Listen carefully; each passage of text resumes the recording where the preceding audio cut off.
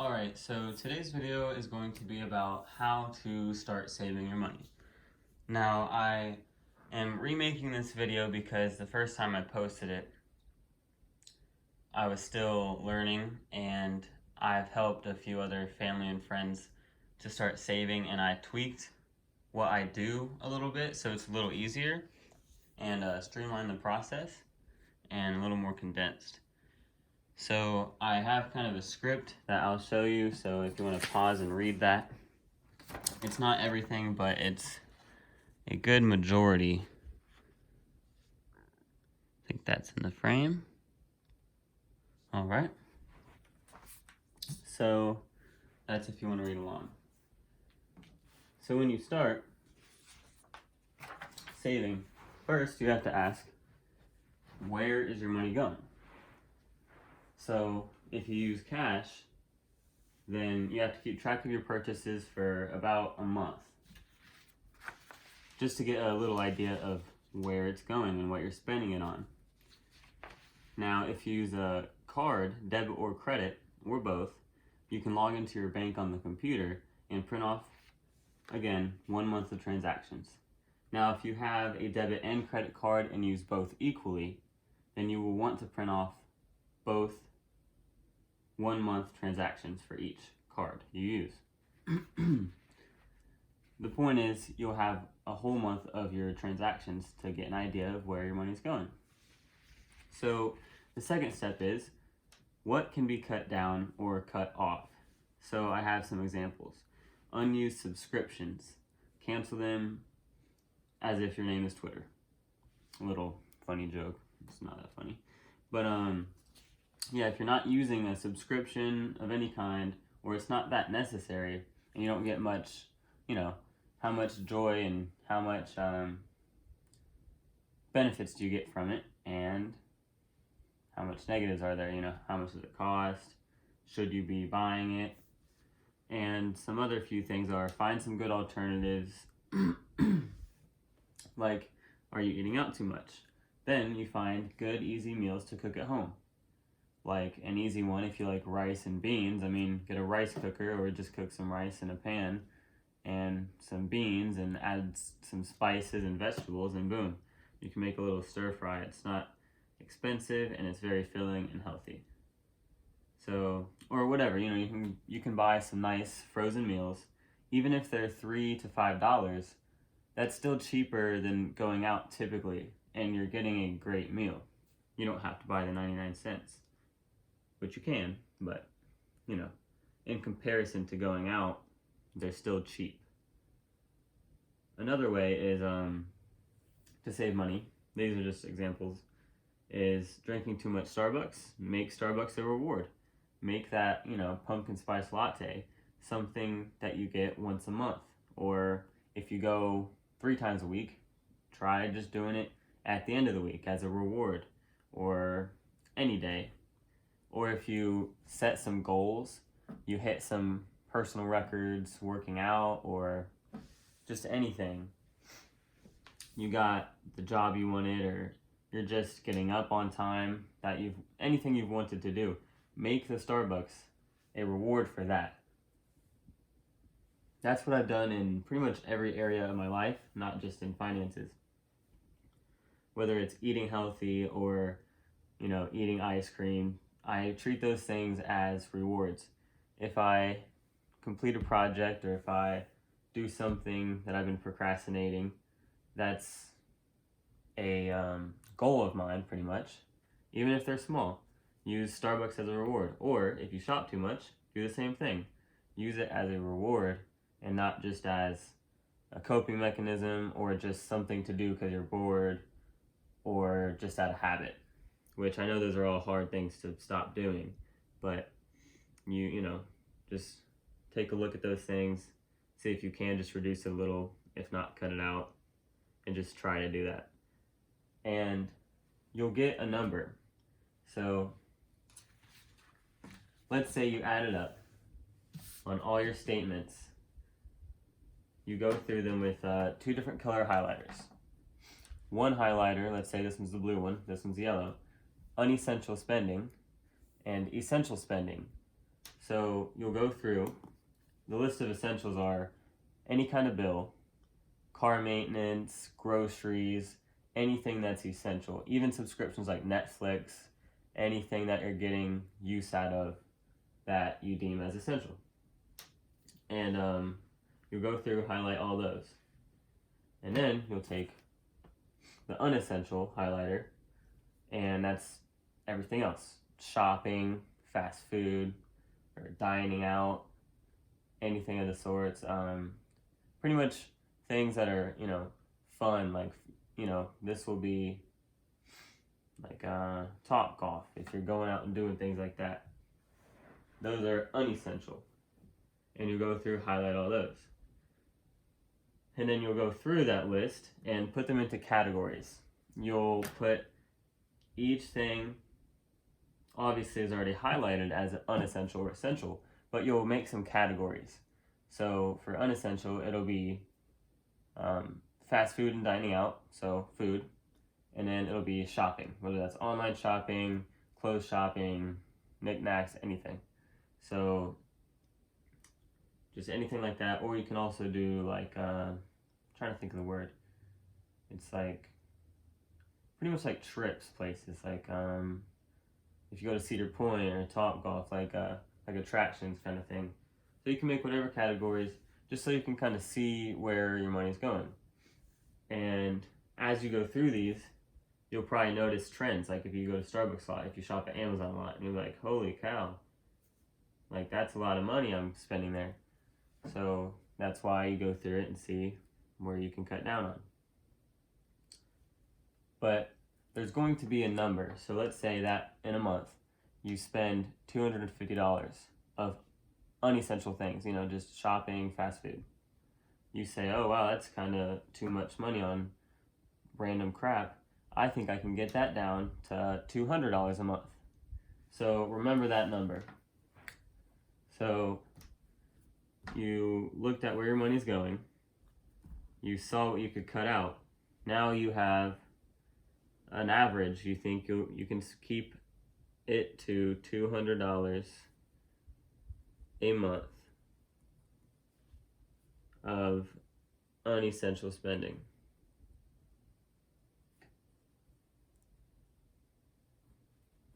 That zero's kind of crappy, but now you got that number. Remember that. So next, you need to manage your money. Is this thing recording? That'll be really salty if it's not. Okay, just checking. So next step is to manage your money. You add up all your essential spending, which is, like I mentioned earlier, your bills, car maintenance, important subscriptions, groceries, and car gas. I did forget to mention that. And you're adding all these things up for the whole month. So let's say for the whole month, your essential spending is $1,000. These are all just examples of bills / essentials. And then you'll add up your income for the whole month. And let's say that is, so let's say $600 a week is 4 weeks. That's $2,400. Or no, 600 is quite a bit. So let's say it's bi-weekly. So that's $1,200, $600 bi-weekly.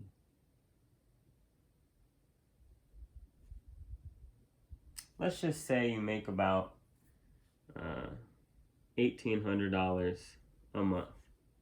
That's your income.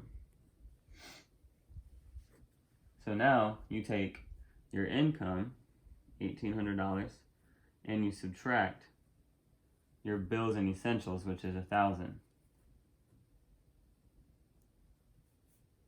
So that equals $800 left over.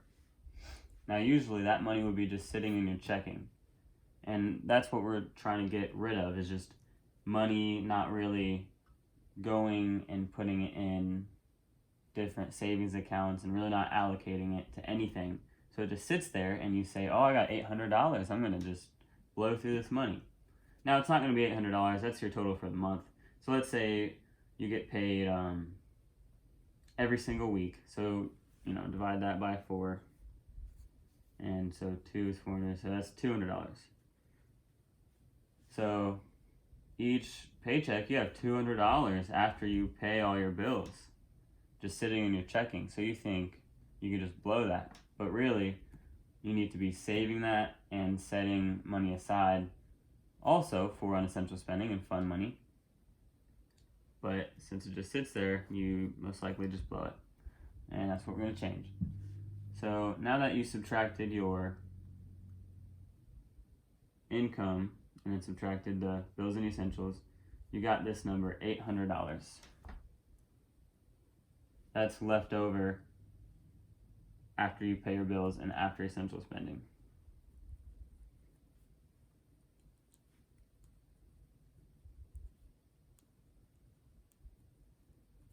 $800 left over after essentials. And now you go back to the number you came up with that you think you can get your unessential spending down to. That's $200, for example. So you take that number, $800 left over, minus $200. That equals $600. So now you have $600 left to save. So now you have to think of some categories. And it could be anything. If you're saving for a wedding, a vacation, new car, car maintenance, I'll just set some that I save for. I save for car maintenance, ignore spelling and horrible handwriting, and I save for vacation, new car. So if you already have a new car and you don't need to be saving for a new car, then that's not going to be for you. You can skip that. And also, I still think you should have car maintenance, even if you have a new car with minimal maintenance.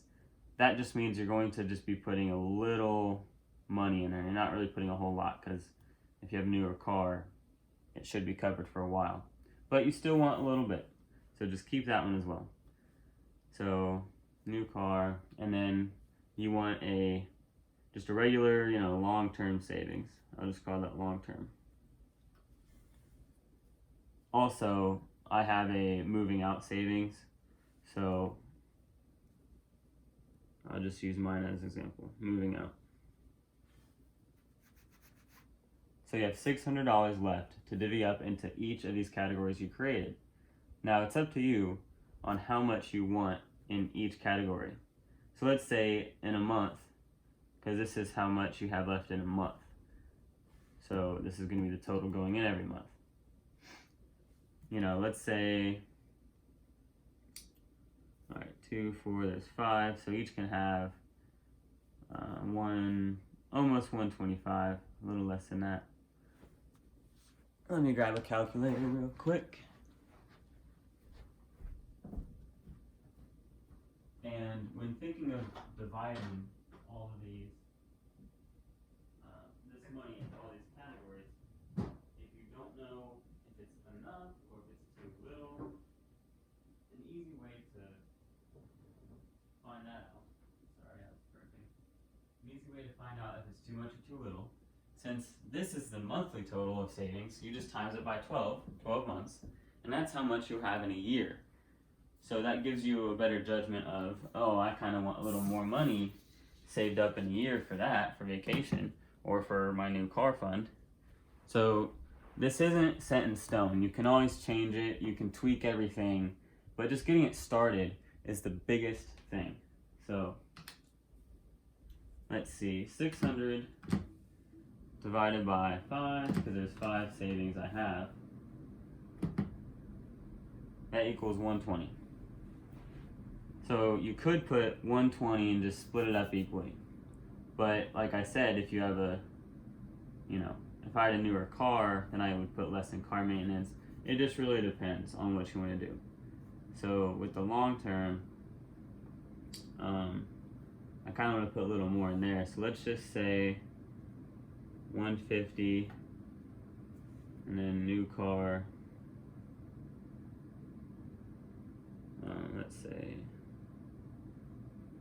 150. And so that leaves us with 300 in 3 categories. So I'm gonna just do 100 in this one, and then let's say 75 in car maintenance, then 125 in this one. Is that right? 3, and then 2, and then 3, so that's 600. So these are monthly saving total. Monthly saving totals, however you word that. Totals, whatever. So now that you have the amount you want into each account figured out, and let's do that example real quick. So let's say you're questioning, is that enough money for car maintenance to be maintaining my car? So 75 times 12 is $900. So you'll have $900 in a year. So that's a pretty reasonable amount. You can use that for oil changes, car air filters, brakes, whatever. Any emergency surprise you have come up, you'll have some money set aside. And that's just a good way to judge if that's enough money. And maybe it's too much or too little down the road and you can tweak it. But after you have all these numbers into each account,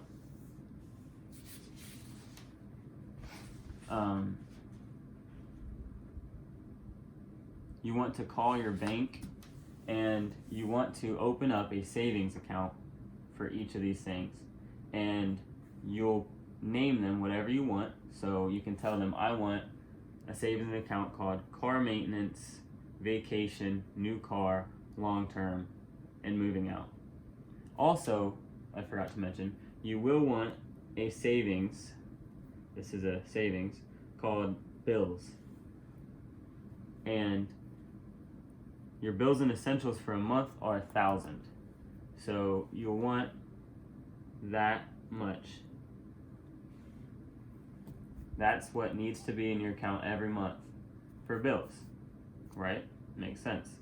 Again, this is so that much is not just sitting inside your checking.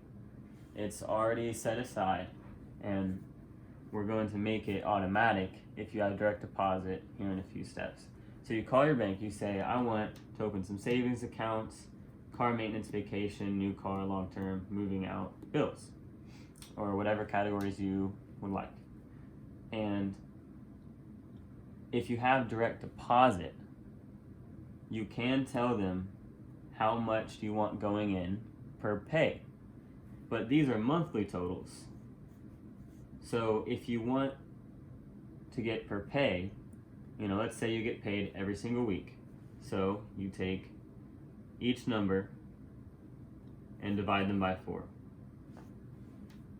So 75 divided by 4 equals $18.75. Now you can round up or whatever, that's not too important. So $18.75 per pay will go into car maintenance to equal $75 every single month. And you do that for every single one. Vacation divided by 4, because you get paid every week, there's 4 weeks in a month. 25 per pay.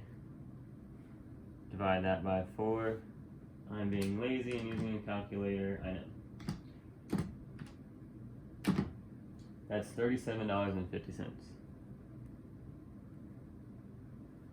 And that one's the same, $37.50.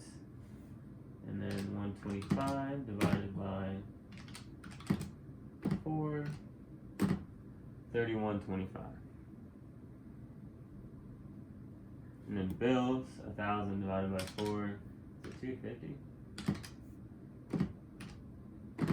Yeah, 250. It's like I'm doing a test, so I gotta make sure this stuff's right. So this is the amount that's going in per pay for each one. And like I said, if you have direct deposit, when you call your bank and open these savings accounts, you'll say, I want car maintenance to have $18.75 put into it every single pay. And you do that for each one. For vacation, I want $25 going into it per pay. You know, boom. You'll do that for everything. So now, here's your direct deposit. Direct deposit of $1,800. Starts off with $1,800, and you have all these accounts. Car maintenance, vacation, new car, long term,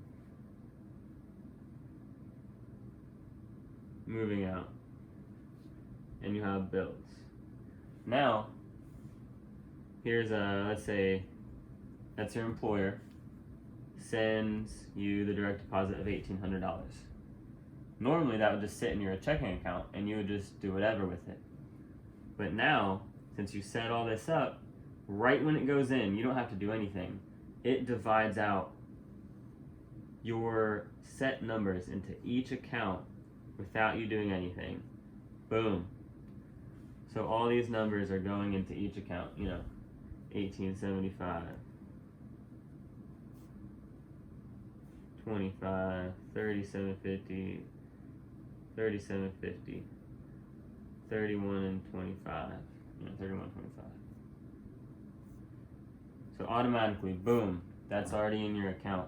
So at the end of the month, you're going to have these totals automatically saving up. Now for the bills, oh my bad, 250.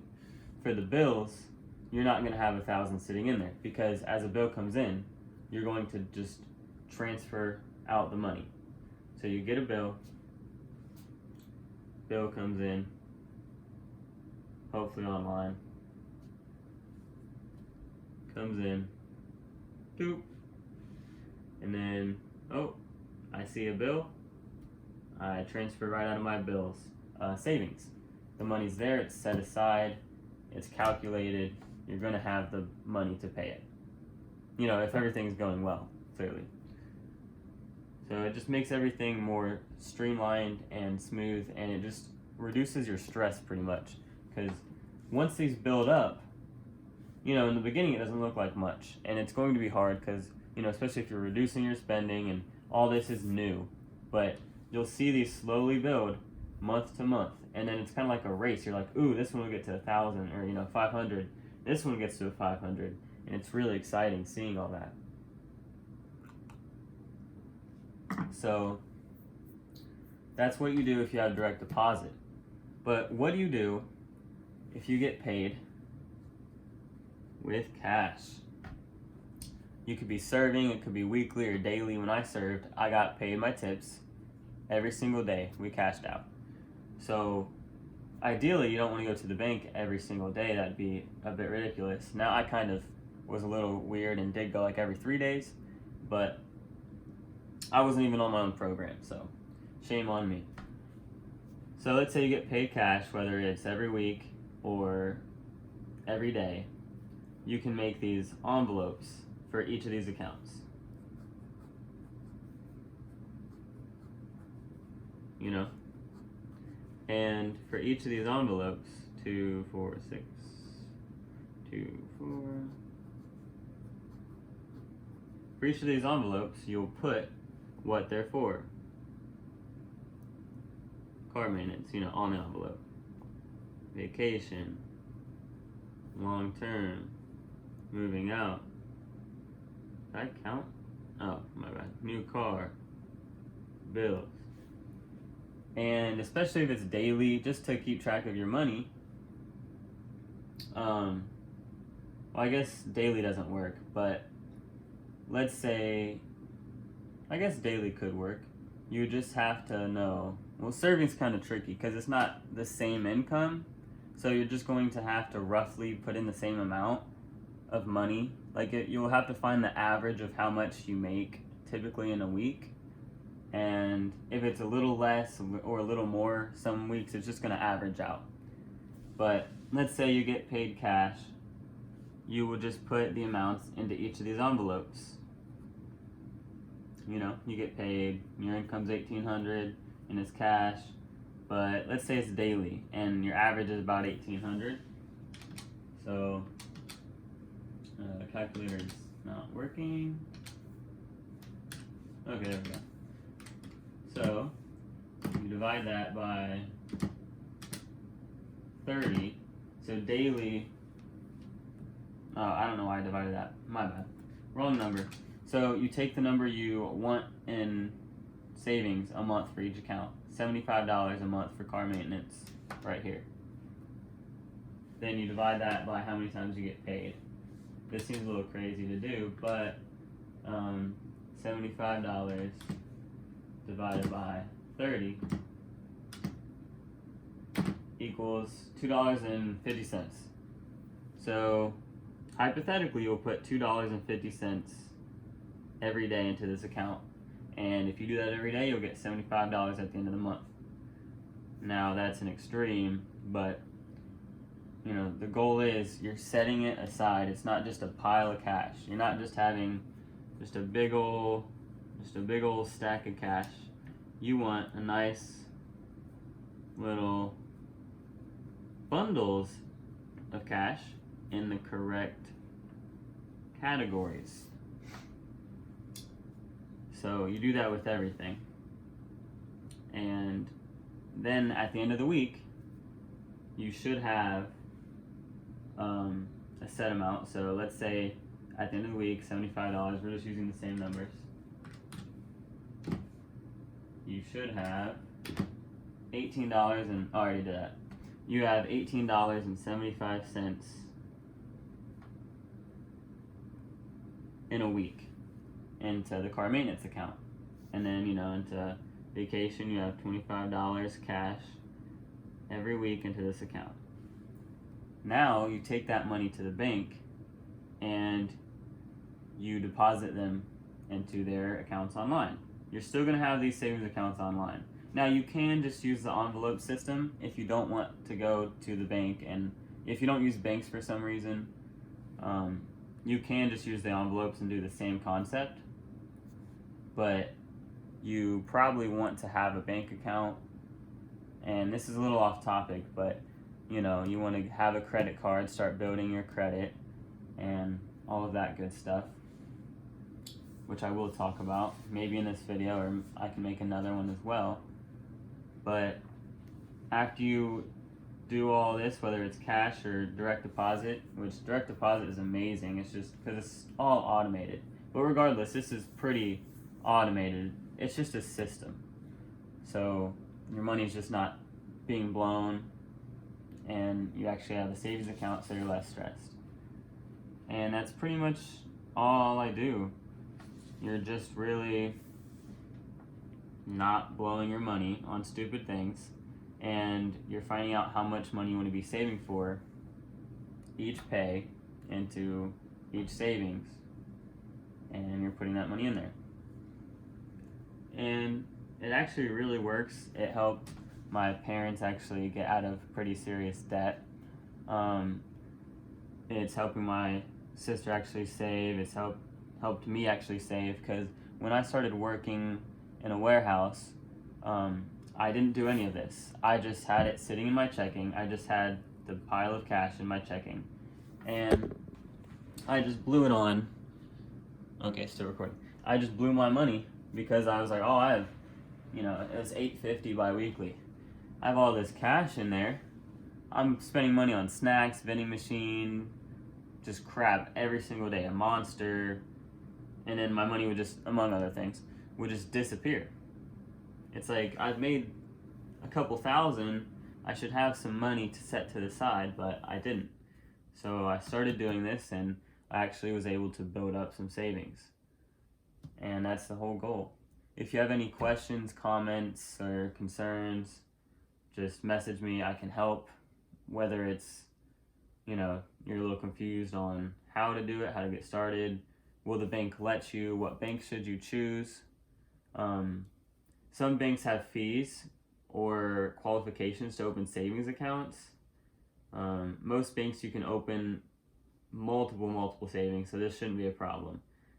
But some have fees. You might want to find a bank and call them.